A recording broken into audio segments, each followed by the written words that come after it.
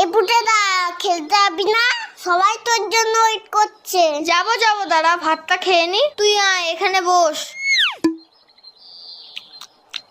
এই পুটেদা তুই এত ভাত খাচ্ছিস? আরে না মা বেশি দিয়ে ফেলেছে। ও মা, ভাত তুলে নাও তো, এত ভাত খাবো না। যা খাবি না পাতে রেখে দে। হ্যাঁ রে বাবান, তোদের বাড়িতে আজকে কি রান্না হয়েছে রে? মাংস মাংস। তাহলে পুটে আজ দুপুরে মাংস ভাত খেতে যাব বাবানের বাড়িতে, কি বলিস? কেন তোমাদের বাড়ির রান্না হয়নি? হয়েছে তো, কিন্তু তোদের বাড়িতে তো মাংস হয়েছে, তাই যাব।